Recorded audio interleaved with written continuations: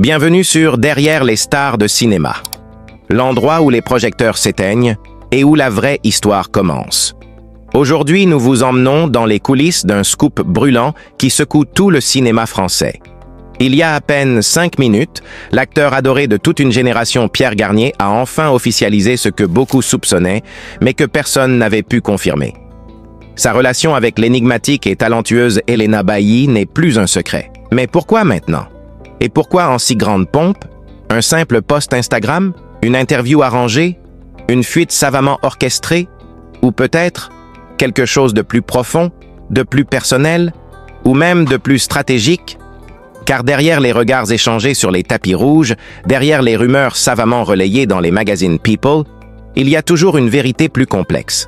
Et c'est exactement ce que nous allons explorer aujourd'hui. Vous pensez connaître Pierre Garnier, l'homme derrière les rôles à succès? Ou Elena Bailly, cette actrice à la fois discrète et magnétique? Détrompez-vous.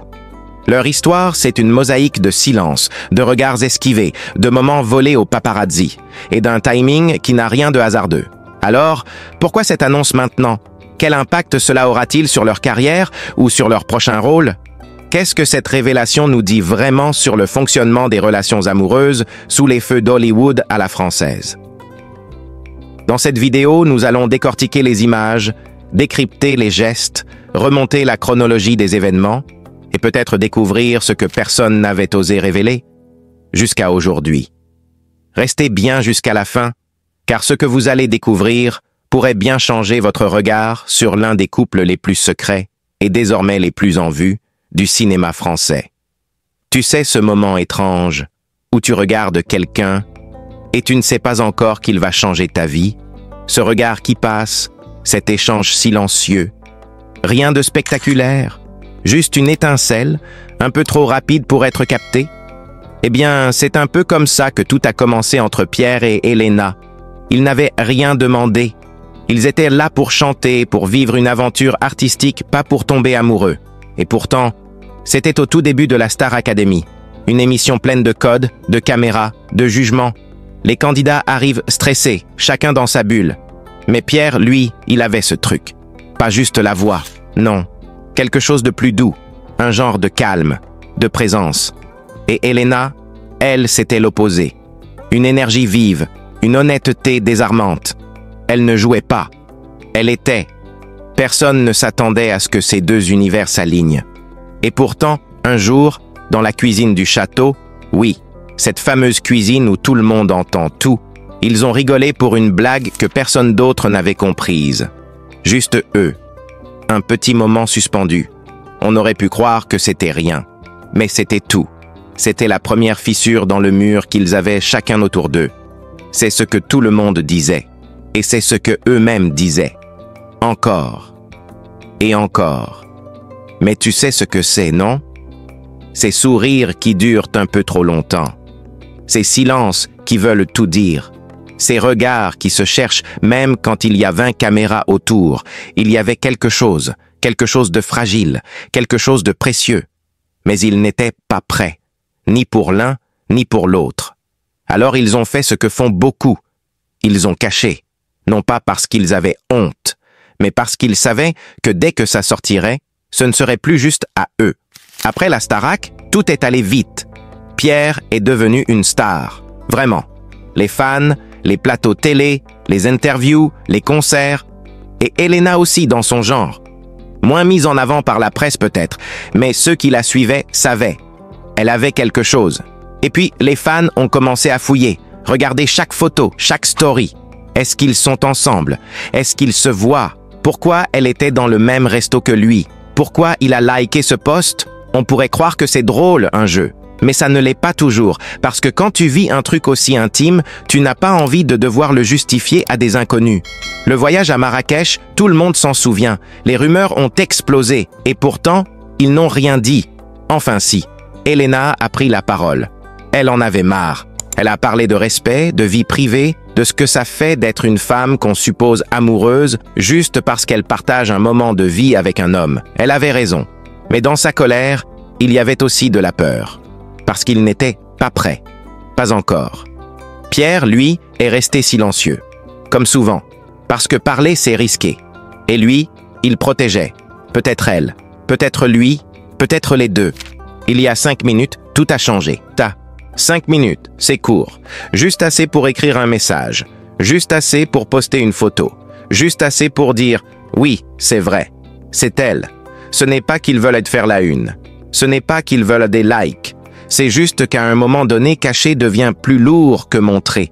Et que l'amour, quand il est vrai, il finit toujours par trouver la lumière. Il n'a jamais dit « je l'aime », pas à voix haute en tout cas. Et elle n'a jamais confirmé non plus.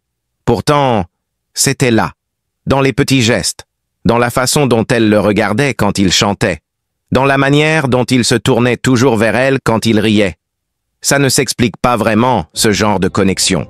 Ça ne crie pas, ça ne s'affiche pas, ça se ressent. Pendant des mois, ils ont avancé comme ça, en équilibre, sur un fil invisible entre le public et leur jardin secret. Et ce n'est pas facile, parce que quand tu es connu, ce que tu ressens n'est plus seulement à toi. Tout le monde pense avoir son mot à dire. Tout le monde croit savoir mieux que toi ce que tu vis. Mais eux, ils ont résisté. Et puis, il y a eu ce moment qu'on n'a pas vu à la télé. Pas filmé, pas monté. Juste eux deux, assis quelque part, en silence. Elle venait de pleurer. Pas à cause de lui. À cause de la pression, de la fatigue, de tout. Et lui, il n'a rien dit. Il a juste posé sa main sur la sienne. Et elle a su. Ce n'était pas un grand discours. Ce n'était pas une déclaration. C'était mieux. C'était vrai. Les gens oublient souvent que la célébrité, c'est un projecteur. Et que quand il éclaire une partie de toi, il en laisse une autre dans l'ombre. Pierre a toujours été celui qu'on admire. Le sourire calme, les mots choisis, la voix posée. Mais dans l'ombre, il y avait des doutes, des nuits sans sommeil, le poids d'un succès arrivé trop vite, et cette peur constante, perdre ce qui le rendait humain. Elena, elle, était cette lumière dans l'ombre, pas parce qu'elle brillait plus fort, mais parce qu'elle ne cherchait pas à briller. Elle était juste là, présente, entière. À une époque où tout le monde se construit un personnage, elle restait vraie, même quand ça faisait mal, surtout quand ça faisait mal. Il disait souvent que ce qu'il aimait chez elle, c'était son silence. Pas le silence vide, le silence qui parle, le silence qui dit « Je t'ai compris, pas besoin d'expliquer ». Il n'était pas comme les autres couples du showbiz, pas de paparazzi prévenus à l'avance, pas de photos volontairement leakées, pas de posts ambigus pour faire parler. Non, eux, c'était le contraire. Ils se sont cachés parce que leur amour ne supportait pas le mensonge, mais ils n'étaient pas encore prêts pour le vacarme. C'est pour ça que cette révélation, ce fameux « il y a 5 minutes », elle est tellement puissante. Parce qu'elle n'est pas venue au début. Elle est venue à la fin d'un long chemin intérieur. Ils ne l'ont pas dit pour nous. Ils l'ont dit malgré nous. Et c'est ce qui la rend réelle. Maintenant que c'est public, beaucoup de choses vont changer. C'est sûr, les fans vont chercher chaque détail. Les médias vont vouloir des interviews. Certains vont aimer, d'autres vont critiquer.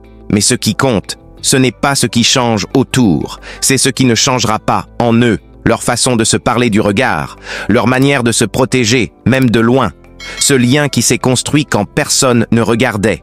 Il y a quelque chose de beau dans les choses qui naissent dans le silence, et maintenant ce silence a une voix. On ne sait pas ce que l'avenir leur réserve. Et c'est ça qui est beau. Ce n'est pas une fin, c'est un début. Maintenant, ils vont devoir réapprendre à s'aimer, sous les yeux de tous. Et ce n'est pas simple. Mais s'il y a bien une chose que cette histoire nous a apprise, c'est qu'ils n'ont jamais choisi la facilité. Ils ont choisi la sincérité.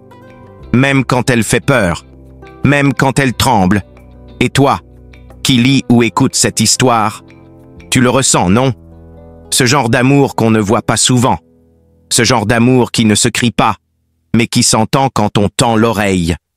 Au fond d'un petit village normand, là où les maisons portent encore l'odeur du bois mouillé et des souvenirs gravés dans la pierre, grandissait un enfant dont les silences résonnaient déjà comme des chansons. Il s'appelait Pierre, un prénom simple, mais dans son regard, on devinait un monde entier qui attendait de se dire.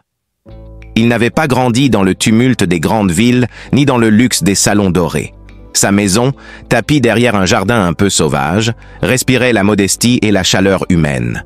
C'était là, dans cet univers tissé de rituels simples, le café du matin, le vieux tourne-disque qui craquait en même temps que les tartines, que Pierre avait appris à écouter.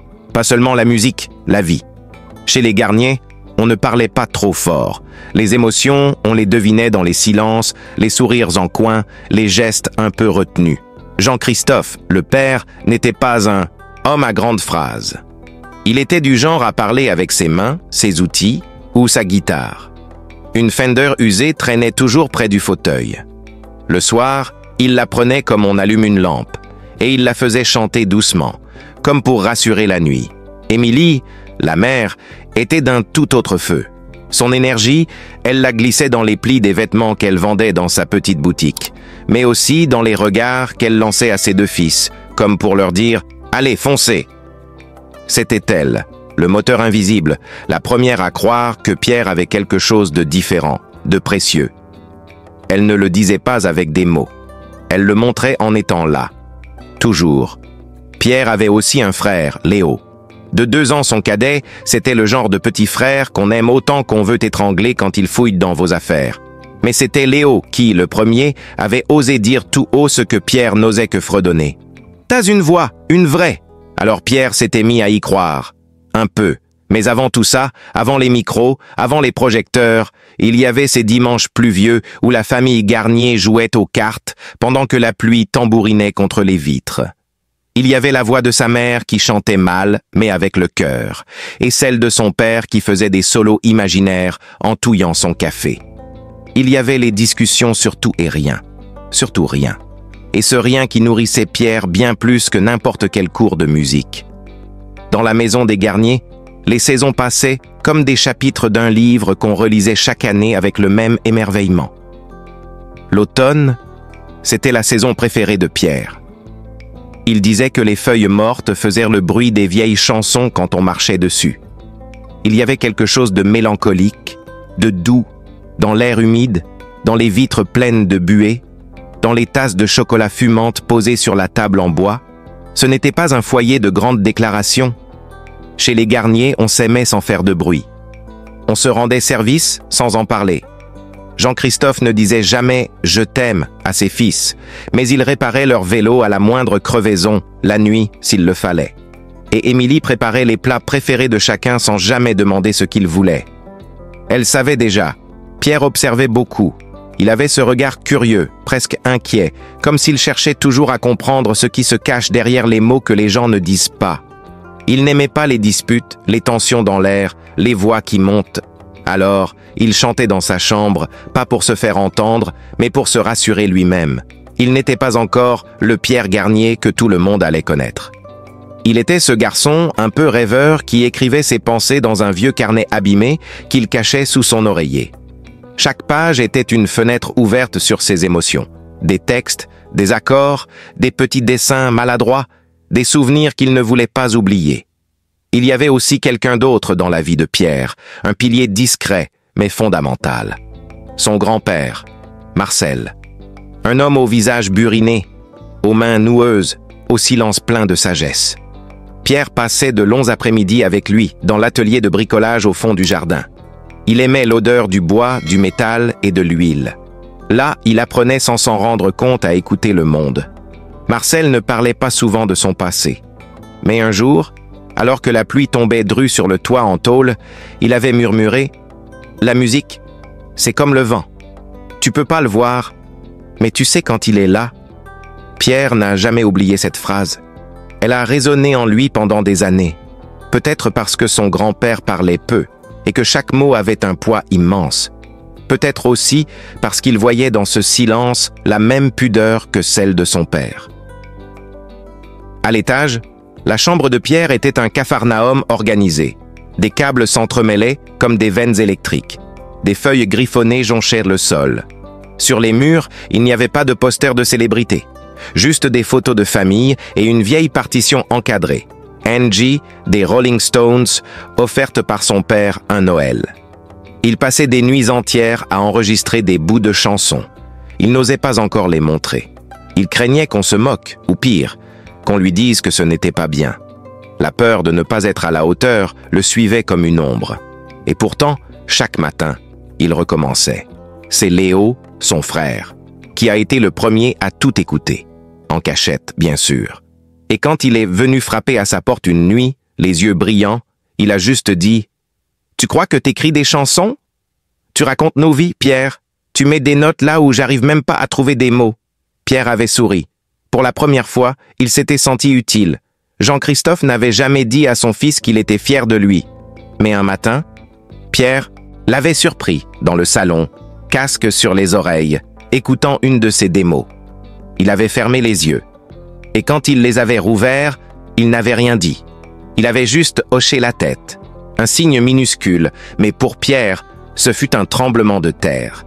Émilie, elle, s'était mise à pleurer la première fois qu'elle l'avait entendu chanter devant un vrai public.